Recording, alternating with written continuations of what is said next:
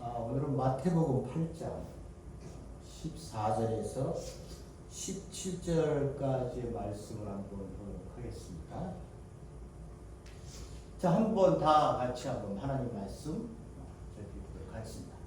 예수께서 베드로의 집에 들어가셔서 그의 장모가 열병으로 앓아 누운 것을 보셨다. 예수께서 그 여자의 손을 부르시니 열병이 떠나가고 그 여자를 일어나서 예수께 신을 물었다. 날이 저물었을 때 많은 사람들이 귀신 들린 사람을 많이 예수께로 데리고 왔다. 예수께서는 말씀으로 귀신을 쫓아내시고 또 병자를 모두 고쳐주셨다. 이리하여 예언자 이사야를 시켜서 하신 말씀이 이루어졌다. 그는 몸소 우리의 병약함을 떠맡으시고 우리의 질병을 짊어지셨다. 오늘 저희 보게 될 말씀은 제가 제목을 내가 세상을 살면서 내가 만든 나로 내가 지금 존재하고 있는가, 아니면 하나님이 이 땅에 우리를 보내게 하셔서 나라고 하는 존재가 이 땅에 태어나고 그 태어난 내가 하나님을 통해서 내가 하나님의 사람이 되는 그러한 진정한 이 땅에 보낸 목적과 이유를 알게 되어서 만들어져 가고 있는 나로 내가 살고 있는가라고 하는 부분을 오늘 볼 수 있도록 하겠습니다. 제목이 왜 이쪽으로 가지? 라고 여러분들이 생각하실 수 있겠습니다.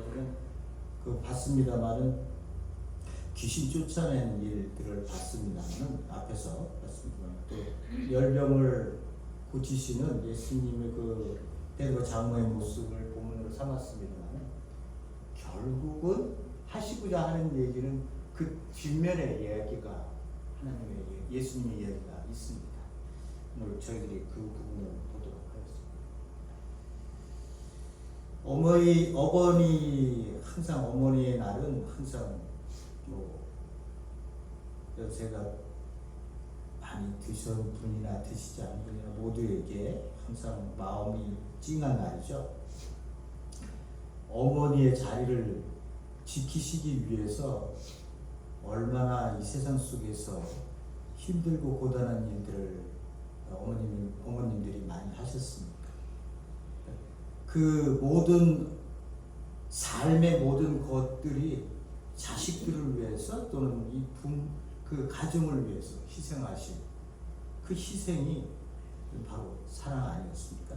그래서 우리가 그걸 아는 거죠. 커서 이제 그걸 아는 거죠. 어릴 때는 그걸 잘 모르니까요. 제가 대학 좀 이제 뭔가를 알게 됐을 때, 20살이 넘었을 때 어머니가 이제 그런 얘기를 많이 하세요. 이렇게 이제 시어머니한테 이렇게 고생했었던 그런 이야기들을 많이 하세요. 추운 겨울에 애를 업고 일을 나갔고 너무 고생하시는 이야기들을 많이 하셨습니다. 근데요, 그런 것들이 제가 엄마가 시간 있을 때마다 그런 얘기를 많이 하셨지만 그런 얘기들이 마음에 그렇게 많이 와닿지를 않았어요. 왜냐하면 저 때는 저렇게밖에 살 수 없었구나 라고 하는 그냥 당연한 생각이 들었었어요. 그런데 어느 날 어머니가 또 그 얘기를 하시는데 저는 누워 있었고요. 어머니가 또 그런 얘기를 하시면서 힘들게 어렵게 그 가난한 시절을 겪고 오셨던 이야기들, 그 시어머니와의 갈등들 이런 것들을 얘기하시는데 그날은요, 어머니의 인생이 너무나 불쌍하다, 너무나 안 됐다, 너무나 가슴 아프다 하는 그런 마음이 제 안에 어느 날 갑자기 확 들어오더라고요. 그날은요. 그래서 제가 누워서 그 이불을 뒤집어 쓰고 엄마 모르게 눈물을 흘렸어요. 엄마가 이렇게 사셨구나. 그냥 당연하다고, 엄마는 그렇게 살아야 되는 줄 알았는데 엄마도 이렇게 아픈 시절을 겪어오면서 우리를 위해서 지금 이 자리를 지키기 위해서, 엄마의 자리를 지키기 위해서 사셨구나라고 하는 그 어머니에 대한 인생이 내 가슴으로 확 와닿는 순간 제가 내 눈에서 눈물이 흘렀는데, 어머니는 모르시죠. 제가 입을 뒤집어 쓰고 울고 있다고 하는 것을. 그러니까 어느 인생도 어머니의 인생은 참으로 고귀합니다. 그래서 그 인생을 이해할 수 있는, 어머니를 끌어안을 수 있는, 마음으로 끌어안을 수 있는 그 순간이 되기 전까지는 어머니는 항상 나에게 무언가를 해주는 당연한 사람으로 생각되는 때가 너무 많죠. 그런 것들에 대해서 아파하고, 특별히 또 어머니에 대한 사랑을 기리기 위해서 오늘과 같은 날을 정하시고 수많은 사람들이 어머니를 기억하는 날들을 주신 건 굉장히 귀한 그런 생각이라서. 근데 아버지의 날은 맨날 잊어버려요. 아버지의 날은 그냥 지나갔더라고요. 어쨌든 오늘 저희들이 어버이의 날을, 어머니의 날을 맞이해서 마음껏 마음을 좀 열어놓으시고 우리의 삶의 인생들을 한번 돌아보는 시간들을 또 본문을 통해서 볼 수 있도록 하겠습니다. 자, 오늘은요, 요 세 가지 베드로 장로의 모습을 보였습니다만은 요 세 가지의 이야기를 요약을 하고요. 그 다음에 제자도에 대한 이야기를 나눕니다. 그 다음 지나면 또 세 가지의 이야기를 하고 제자도에 대한 이야기를 나누고요. 그 다음 또 세 가지의 이야기를 나누고 또 제자들을 부르셔서 일꾼들에게 또 부르시는 말씀으로 오늘 본문의 말씀이 8장 9장의 구조가 이렇게 되어지고 있습니다. 그러니까 오늘 요약을 보는 부분이기 때문에요. 나병 환자 백부장의 종 그리고 베드로 장모님의 그 열병 치유 사건이 왜 어떻게 요약을 하고 있나라고 하는 부분을 보는 부분입니다. 그래서 굉장히 중요한 부분일 수밖에 없어요. 다시 좀 말씀을 이제 드려볼게요. 가버나움에서 일어난 일이거든요. 가버나움에서 일어났는데, 가버나움에서는 베드로하고 그 형제 안드레, 그리고 아마도 베세데의 아들 야고보와 요한, 그리고 마태, 적어도 한 5명 정도는 가버나움에 함께 살고 있었던 것 같아요. 그래서 성경에서는 그런 부분들이 이제 비치기 때문에 3명은 분명한데 세베대의 아들 야고보와 요한은 그쪽으로 갔을까라고 생각합니다. 그런 힌트를 주고 있기 때문에 학자들은 또 그렇게 얘기를 하고 있습니다. 어쨌든 가버나움에서 많은 일을 예수님께서 하시죠. 오늘 본문의 말씀은 베드로의 집에 들어가셔서 그 장모가 열병으로 앓아 누운 것을 보셨다, 이렇게 얘기를 하고 있습니다. 예수께서 그 여자에게 손을 대니 열병이 떠나고 그 여자는 일어나서 수중을 들었다. 굉장히 짧은 그런 시간 안에 이루어지는데, 여러분들도 아시다시피 유대 사회에서 여자들하고 아이들은 항상 소외의 대상이었어요. 그래서 그렇게 그들의 권리가 있지 않은 상황이었는데, 어쨌든 예수님께서는 베드로 집에 가서 이런 열병을 고치셨다라고 얘기를 하고 있습니다. 그러니까 열병을 고치셨다라고 하는 것과 함께 이제 세 가지의 이야기가 끝나면서 간단하죠. 그러면서 요약을 말씀하세요.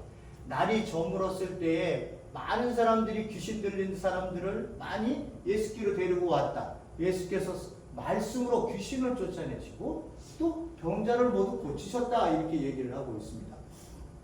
그러니까 귀신을 쫓아내는 것과 병을 고치는 것은 세퍼레이트 되어 있어요. 그러니까 어떤 사람이 아프다고 다 귀신 들렸다고 해서 옛날에 그 사람들이 그 이단성 있는 교회들이죠. 그 교회들이 성도들 모아놓고 아픈 사람들에 대해서 무조건 다 귀신이 들렸다, 이렇게 얘기하는 거는 성경적이지 못한 이야기예요. 감기만 걸려도 귀신 걸렸다고, 귀신이 들렸다고 얘기하는 그런 성경적이지 못한 이야기들은 여러분들에게는 생각하시면 안 됩니다. 귀신을 쫓아내는 일하고요, 또 병자를 고치는 일 두 가지는 세퍼레이트된 일이에요.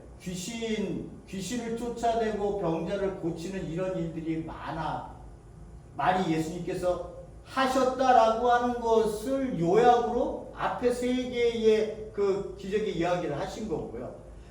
왜 이렇게 하셨느냐라고 한 부분에 대해서 뭐라고 말씀하시냐면 이사야 53장의 이야기거든요.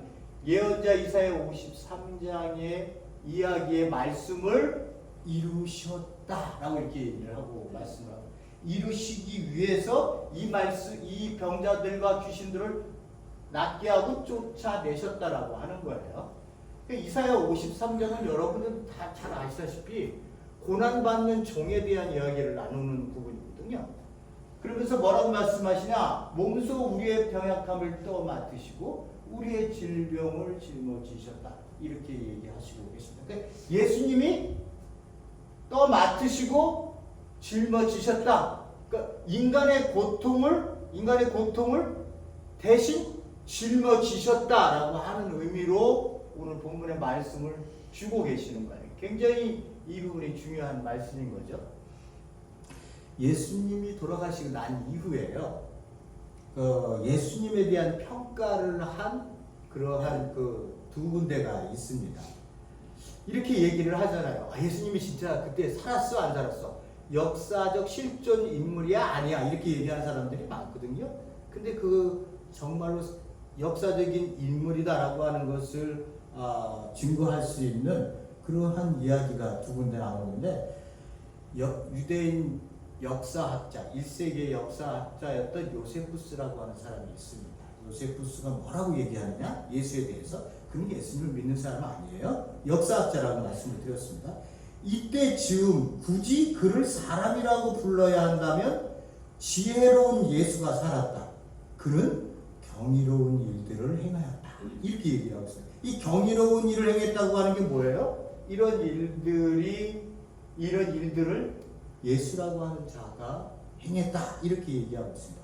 그리고 탈무드에서는요, 바벨론 탈무드에서 나오는 건데 3세기에서 5세기에 쓰였었던 그 이야기라고 얘기합니다. 뭐라고 얘기하느냐?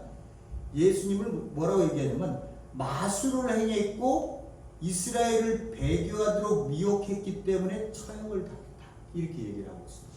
그러니까 마술을 행한다고 하는 거냐, 마법사가 행하는 일들은요, 그 중에 사람을 고치는 사람도 있었어요. 그래서 그 탈무드에서는 그렇게 얘기를 하는 거예요. 그가 죽은 이유가 뭐냐? 마법을 행하고 이스라엘을 배교하도록 미혹했기 때문에 처형을 당했다. 이렇게 얘기를 하고 있습니다. 그 예수님이 오셔서 우리에게 이러한 일들을 하셨다고 하는 게 이런 것들이 사실에 근거한 이야기구나. 우리는 뭐 당연히 이해하지, 믿고 있지만 세상에 믿지 않는 자들에게 무슨 이런 일을 해? 그리고 자유주의 신학자들조차도 뭐라고 그래요? 이런 것들은 다 교훈을 받기 위해서, 우리에게 뭔가 교훈을 주기 위해서 제자들이 꾸며낸 이야기지 무슨 실제적으로 이렇게 했겠어? 이렇게 해석하는 신학자들도 있어요. 이런 신학자들 우리가 받아들이지는 않지만 그 사람들이 그렇게 얘기를 할지도 모르겠지만 분명하게 이야기하는 것들에 대한 이 실질적인 일들이 그때 당시 일어났었다라고 하는 것을 요세푸스나 탈무드에서 이렇게 기록을 하고 있다. 이런 것을 여러분들이 이해하실 수 있기를 바랍니다. 이 마지막에 요약하고 있는 날이 저물었을 때에 많은 사람들이 귀신 들린 사람들을 쫓아내시고 그 다음 병자들을 고쳤다 하는 것이 이사야 53장의 이야기를 얘기를 합니다면, 여러분 아십니까? 이사야 53장은요, 유대인들이 예언서를 낭독할 때 그 부분은 바로 빼버립니다. 안 읽어요. 이 부분은 안 읽어요. 그래서 왜 안 읽느냐 물어보면 그 사람들은 우리가 있는 예언서를 낭독하는데 이 부분은 아니야 라고 생각해서 그 앞까지 딱 52장 그 다음에 53장 띄워먹고 54장을 읽습니다. 그래서 그 사람들의 의식 속에, 이스라엘 백성이요, 그 랍비들이나 이 사람들의 의식 속에 요 장을 의도적으로 빼먹는 이유를, 그 사람들은 예언 낭독서를 한다고 생각을 하고 그 부분을 빼먹지만, 우리가 뭐라고 얘기해요? 그건 메시아를 얘기하고 있고 고난받는 종에 대해서 그가 우리를 위해서 이 땅에 오는 모습을 그리고 있다고 이사야가 써놓고 있는데 니네들은 왜 안 읽어? 그렇게 얘기하면 이 유대 교회에서 랍비들은 이렇게 얘기를 합니다. 그게 왜 메시아를 얘기한 거야? 그 종을 거기서 얘기하는 종이란 이스라엘 민족을 얘기하고 있는 거야 라고 하면서 그들은 이스라엘 민족을 53장에 하나님께서 이사야에게 주셔서 쓰신 글이라고 생각을 해요. 근데 우리 기독교는요, 오실 메시아 종이 그렇게 고난과 대속과 죽음과 부활을 하실 것을 우리에게 미리 이사야를 통해서 그 종으로 오실 메시아를 보여주는 사람으로 우리에게 얘기하고 있는 거야. 그래서 메시아가 이 땅에 오셔서 우리의 모든 고통과 아픔들, 여기 얘기하셨죠?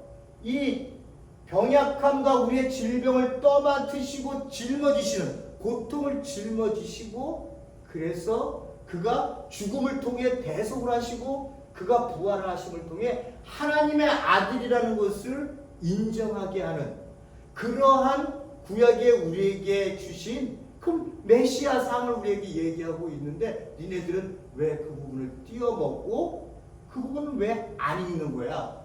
기독교에서는 그렇게 그들에게 항의를 하죠. 그러면 그들은 그렇게 얘기를 합니다. 의도적으로 이 부분을 지금 띄어먹고 있는 것은 분명해요. 그리고 그 예언서 낭독에 그들이 이제 변명이 그 예언서 낭독에 이 부분을 띄어먹는다라고 자기네들은 얘기하고요. 지금은 그래서 이스라엘 백성, 이스라엘 랍비들이 지금 랍비 체제로 나가잖아요. 랍비들이 지금은 과거에 그래도 뜸은 이분은 메시아가 오실 메시아를 그리는 거야라고 생각했었는데 지금은 이제 절대 그렇게 해석하지 않았어요. 전부 다 이스라엘 민족이라고 얘기를 해요. 거기 53장의 이야기를요.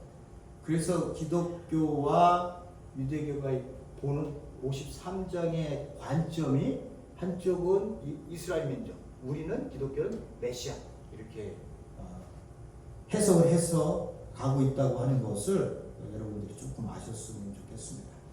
자, 이사야 53장의 이야기를 조금 나눠야 될 것 같아요. 이사야 53장의 이야기를 여기서 말씀을 하셨고 이게 이제 요약으로 주어진 이야기이기 때문에 이사야 53장은요 예수님 메시아가 오실 때 메시아가 이런 분으로 오실 거라고 하는 것을 얘기하세요. 첫 번째, 자기의 주장을 권리하잖아요. 그 내용 안에 보면 자기 권리를 주장하지 않고 있어요. 그리고 억울하게 고난을 당해요. 그는 죄가 없으신 분임에도. 그리고 하나님의 뜻을 따라서 자신을 온전히 바치는 종으로 등장을 합니다. 그러니까 여기서 그 내용들을 전체를 보면 이 고난받는 종의 모습으로 등장을 해요. 이 고난을 받는다고 하는 것은요, 내 자신을 부인하고 있다고 하는 것을 말씀을 드리고 있습니다. 자기를 부인하지 않고는요, 그 고난을 감당할 수가 없어요. 내가 이 땅에 왔는데 내가 무슨 죄가 있어서 내가 너희들을 위해서 고난을 받아야 돼? 나는 죄진 게 없어. 그리고 죄는 인간이 졌지 내 메시아가 졌어? 이렇게 얘기해서 자기가 이 고난을 안 받을 거야 라고 선언하는 그러한 메시아로 이 땅에 오는 메시아가 아니라 자기가 온 모든 고난, 이 고난이 결국 인간들이 당하는 그 모든 고통을 심지어 죽음까지도 내가 그 모든 것을 가지고 내가 고난받는 종의 모습으로 와서 내가 죽는다고 하는 것을 이야기하고 있습니다. 53장에서. 그러니까 내가 부인되지 않고는 결코 할 수 없는 일이에요. 그래서 예수님이 그러시잖아요. 나를 따라오려고도 어떻게 하라고요? 너를 부인하고 십자가를 지라. 이렇게 얘기를 하고 있는 겁니다. 끝. 너를 부인하고 너 십자가를 져라고 얘기했을 때 그럼 나는 사라지는 건가? 아니에요. 그게 아니라 나는 존재해요. 근데 이 의미가 내 중심적 삶의 자아로 살지 말고 하나님 중심적 삶의 자아로 살아야 되는 거야 라고 얘기를 하는 거예요. 그러니까 내가 죽어져야지만이 하나님께서 내 안에서 나를 통해서 드러나시려고 하는 내 자아의 모습, 이 모습이 하나님께서 원하는 모습으로 나를 빚어서 이렇게 가고 있는 신앙의 모습으로 가고 있다고 하는 거야. 그러니까 하나님 나라가 이 땅에 임했잖아요. 그죠? 이 개념은요 엄청 중요한 거예요. 예수 그리스도의 전부예요. 이 땅에 오신 하나님의 나라가 이 땅에 임했어요. 근데 지금 53장의 종의 모습, 왕의 모습을 보니까 이 왕이 무엇으로 통치하냐 하면 인간의 고통을 모두 끌어안고 내가 죽어 마지막 죽는다고 하는 이 자기 부인의 모습으로 아버지의 뜻을 행하고 나가고 있는 거예요. 거기에 중심에 모티브가 뭐가 있어요? 사랑이라는 게 있는 거예요. 그러니까 세상 제국들은 들었을 때마다 자기네들의 힘으로 모든 나라들을 정복해 나갑니다. 힘으로 정복해 나가요. 힘의 원리로 사는 게 이 세상 나라예요. 세상 나라 보세요. 미국도 보세요. 힘에 의해서 관세 그렇게 막 때리는 거예요. 아니 우리나라가 그런 관세 조그만 나라에서 그렇게 때린다고 세상 나라들이 이거 무서워라 이렇게 하겠어요? 콧방귀가 아니죠. 예? 이렇게 큰 나라가 이렇게 할 수 있다. 관세 집어들 때릴 수 있다는 건 파워를 가진 제국의 모습을 보이고 있는 거예요. 어떤 나라든지 파워를 갖고 세상을 움직이려 합니다. 근데 하나님의 나라는요, 하나님의 통치의 원리의 이 흐름이 사랑이에요. 세상 사람들이 오면 아이고 저 사랑으로 어떻게 세상을 움직여? 그 사람들은 그렇게 해서 이것을 가볍게 여기는 사람들은 힘을 믿는 거고요. 영적으로 하나님으로부터 부름받아서 하나님의 백성이라고 하는 사람들은 하나님의 통치가 뭘로 흐른다고? 사랑의 통치의 원리로 흐르고 있다는 것이 보이기 시작해요. 그래서 내가 너를 만나면 너를 내 머릿속에 계산해서 이해타산을 하는 그런 존재가 아니라 사랑해야 될 존재, 하나님으로부터 사랑받는 존재, 그러기에 나도 너를 보면 그 생명이 기쁨으로 나에게 다가오는 존재로 내가 이 세상을 살아가게끔 되어 있는 게 우리 그리스도인들. 이 사람들을 보고 새로운 피조물이다 이렇게 얘기를 하고 있는 거예요. 새 사람을 입으라 이렇게 얘기를 하고 있는 거예요. 그러니까 우리의 교회 공동체에 이렇게 와서 여러분이나 저나요 똑같죠. 와서 우리가 하나님의 말씀을 듣고 하나님께 예배를 드리고 찬양하고 이런 기도도 하고 이런 모든 것들의 우리의 마음의 중심 속에서는 이미 하나님께서 나를 사랑하셨기 때문에 내가 그 사랑 안에 붙들림을 받아서요.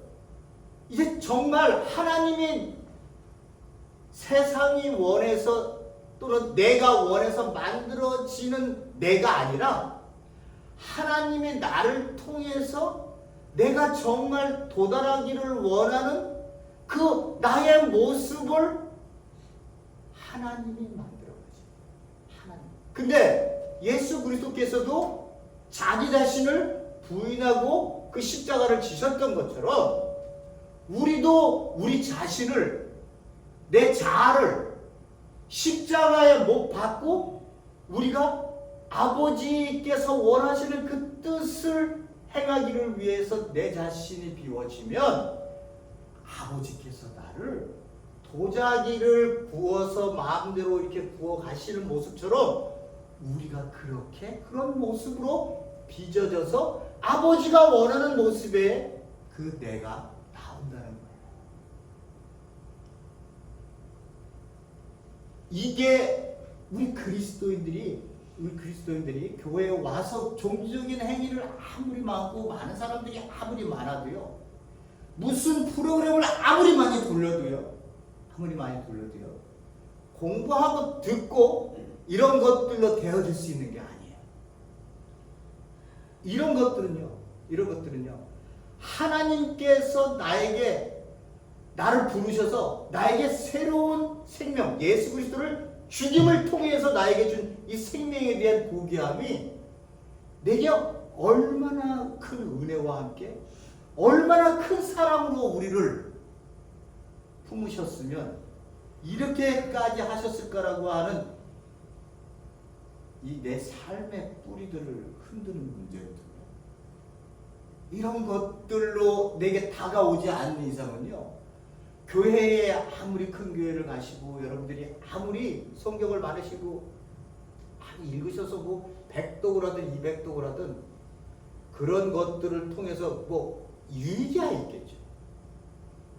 그렇지만 이 본질적인 내 생명이 내가 나로 하나님이 기뻐하시는 자아로 빚어지기를 원하는 내 심령의 원함이 존재한다는 건 이거는 그 어떤 것으로도 설명할 수가 없는 존재예요.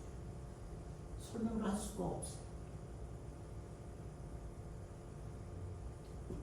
떠맡으시고 짊어지셨다고 이렇게 얘기했을 때 그냥 그 오실 메시아는 우리 병이나 고쳐주고 그냥 뭐 그러다가 십자가 뭐 사역 자기 가야 될 길 갔나 보다 이렇게 생각하시는 것은 성경을 굉장히 단편적으로 문자적으로 읽는 거예요.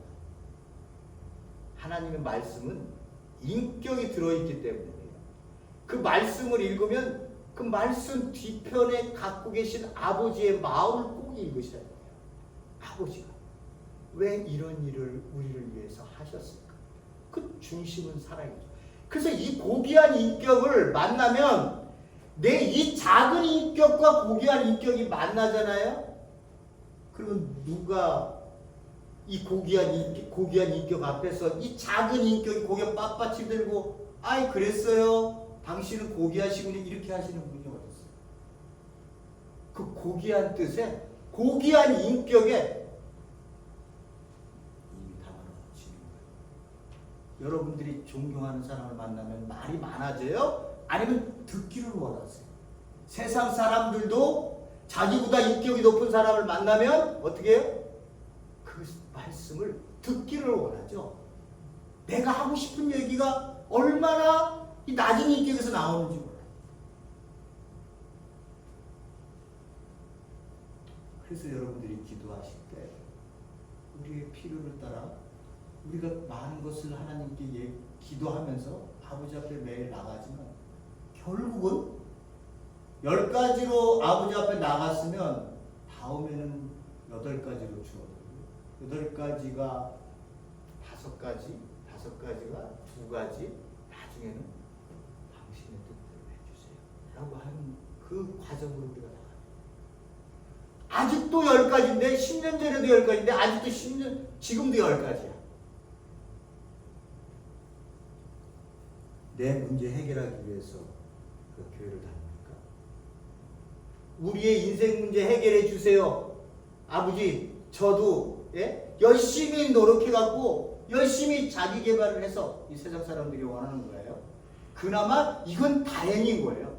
가장 보편적인 원리에서 인간을 어떻게 바라봐야 될까? 라고 생각했을 때 인간이 세상을 카피하는 인생 살지 말고, 심리학자들이 그렇게 얘기하잖아요. 카피하는 인생 살지 말고 너는 너대로 살아. 너가 가지고 있는 그 재능, 그 달란트, 네가 실현하고 싶은 거 있잖아. 네 욕망이 있잖아. 너 그거로 살아. 그거를 위해서 살아. 이건 가장 보편적인 선에서도 굉장히 가치 있는 일이에요. 근데 우리 그리스도인은요, 이걸 뛰어넘습니다. 뛰어넘어요. 일반적인 의미에서 너희들이 네 삶을 네가 살아, 네 주인은 너야 라고 얘기할 때 거기서 내어놓는 것들은 뭐예요? 나오는 모든 의들은요, 나예요. 내가 만든 거예요. 내가 만든 거예요. 근데 그리스도인들은요, 거기를 뛰어넘어서 하나님께서 나를 통해 드러나시고자 하는 일을 내가 죽어 따라가니 거기에 하나님이 만드신 열매들, 그리고 나에게서 내가 정말 기뻐할 수 있는 나를 하나님께서 만들어 놓으셔서 내가 하나님을 보고 이거 내 거지요 라고 얘기할 수가 없는 거예요. 왜? 하나님이 다 하셨잖아요. 하나님이 다 빚으셨잖아요. 그래서 내가 나온 거 아니에요? 그죠? 그러니까 세상 사람들이 만들어놓은 자기 의로 내세우는 이건 내 거야가 아니라 우리는 살았지만 아버지 거예요. 정말 아버지께서 원하시는 대로 누구보다도 나를 만드셨으니 나를 잘할 거 아니에요. 그러니 그 삶을 살아서 마지막으로 아버지께서 나를 붙드셔서 만들어 놓은 그 모습이 내가 끌려다니는 그래서 나에게 왜 자유가 없어요? 그게 아니라 내가 어떻게 해야, 어떻게 살아야, 어떻게 죽어야 가장 행복한 너가 너로 누릴 수 있는 거를 아시는 분이 아버지 아니에요. 그죠? 그 하나님이 그것으로 나를 빚으셔서 만들어 놓은 나를 보고 내가 정말 행복해 하는 거예요. 이게 나였구나. 이게 하나님이 원하시는 나의 모습. 그래서 나를 이 땅에 하나님의 형상을 갖고 이 땅에 보내셨구나 라고 하는 것으로 우리가 신앙생활의 여정을 갖고 있는 거예요. 실패했다고요? 고난을 받는다고요? 우리 그리스도인들이요? 세상 사람들은 실패하면 실패했어. 나 이제 인생의 패배자야. 제 친구가 야 선호야 나 지금 한강다리에 있어. 왜 한강다리에 왜 갔는데? 야 나 못 살겠다. 세상 사람들이 얼마나 힘들게 사는지 제가 말씀드렸다시피 엄마는 엄마의 자리를 지키기 위해서 얼마나 고통스러워하는지 모르고 아빠는 아빠의 자리를 지키기 위해서 애들은 또 자기 자리를 지키기 위해서 얼마나 힘든 삶을 살고 있는지 몰라요. 왜? 이 인생이 내 거라고 생각하고 내가 이끌고 가기 때문에 내가 거기에서 실패하면 고난받고 좌절되면 아빠의 잘못된 생각이 가족을 다 자살로 몰살시킵니다. 이런 일이 어떻게 일어날 수 있어요? 왜 그런 거죠? 내 거라고 생각하고 있어요. 내 거라고. 내 인생도 내 거라고 생각하고 있어요. 근데 하나님은 우리에게 너 고난받고 있어? 지금 힘들어? 이 과정들을요 하나님께서 너를 하나님의 형상으로 만들어가는 그 과정의 통로로 지금 내가 이 고난을 만지고 있는 거야.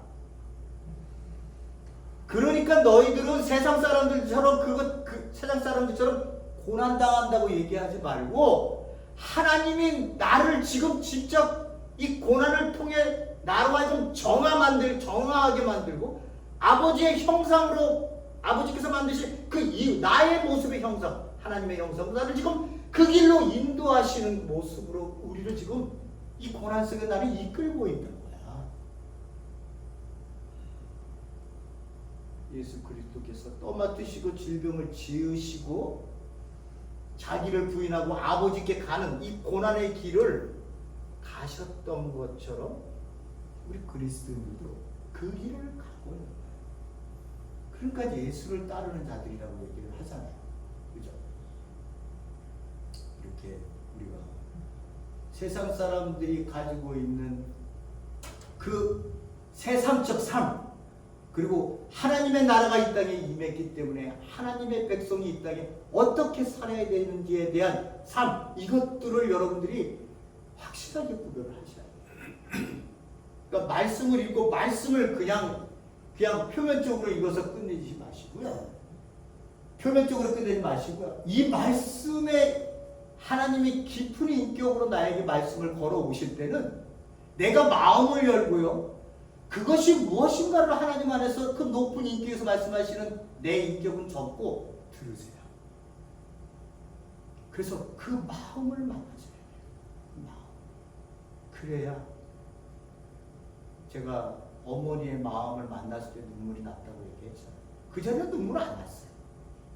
당연히 그렇게 엄마가 살아야 되는 걸로 알았어요. 근데 엄마의 마음을 만나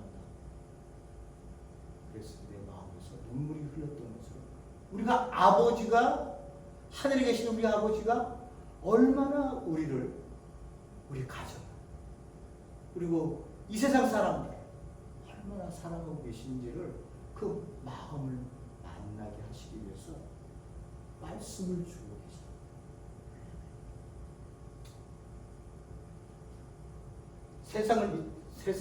세상적으로 살았을 때는 어떻게 해요? 하나님은 바깥에 십자가 예수님은 바깥에 계세요. 왜? 내가 주인이니까. 근데 여기 와버리니까 어떻게 돼요? 내가 그리스도인이 되고 난 이후에 여기 왔더니 중간에 왔더니 내 안에서 계속해서 싸움이 일어나요. 나는 하나님의 뜻대로 살고 싶은데 내 안에서 지금까지 내가 살아왔을 때 세상적인 사고, 의식, 관점, 생각, 이 모든 것들이 내 안에서 아직도 나를 지배하기 위해서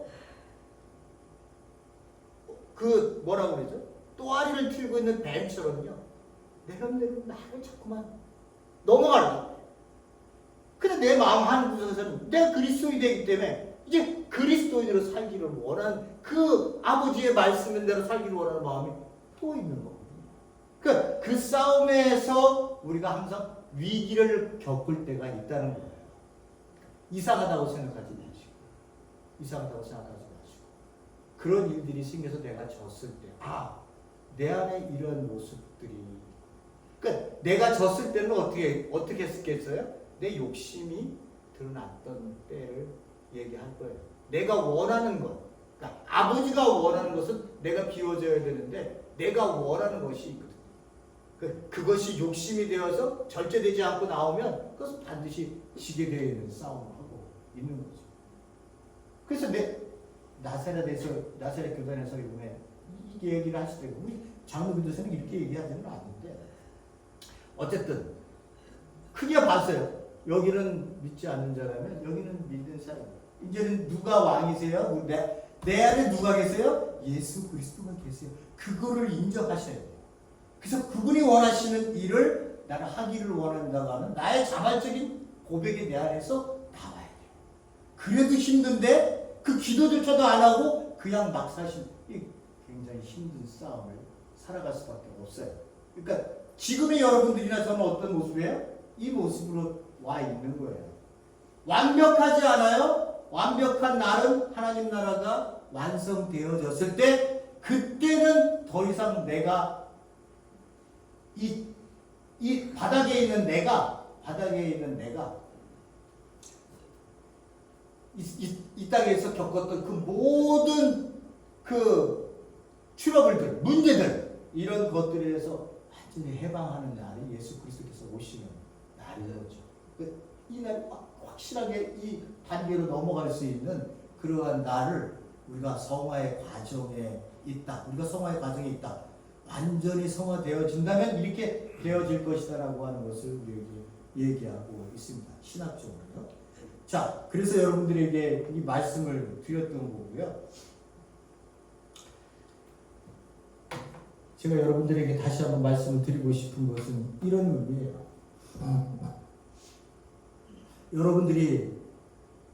여러분들의 삶 속에서 지금 그리스도인들이 생각하기로는 항상 자기의 문제에 대한 해결책을 위해서만이 하나님께 매달릴 때가 너무 많아요.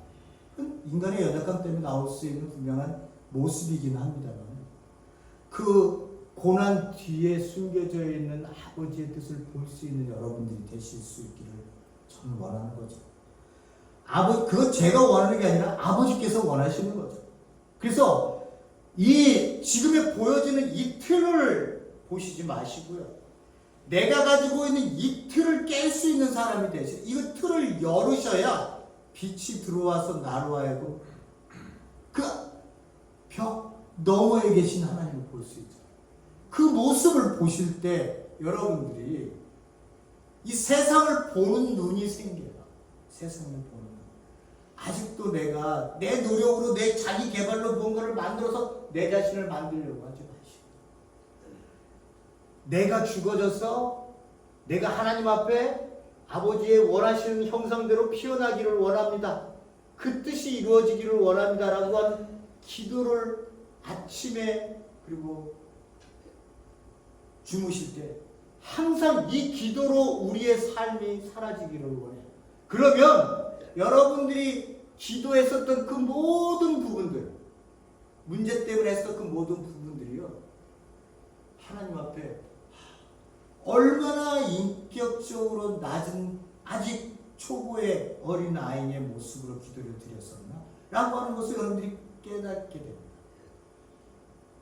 하루아침에 되지는 않지만 여러분들의 심령 안에서 내가 주인이 된 그 자아를 십자가에 못 박고 그리스도 안에서 새롭게 살아가는 것, 하나님이 원하시는 나를 만들어가는 이 삶의 여정 속에 여러분들이 기도로 하나님 앞에 나아가고 기도로 하나님 앞에 마무리 지어진다면 여러분들의 삶 속에는 정말 여러분들이 내가 이렇게 살기 위해서 이 땅에 온 거지 라고 하는 그 기쁨들을 여러분들이 충만히 누리실 수 있으리라고 생각을 합니다.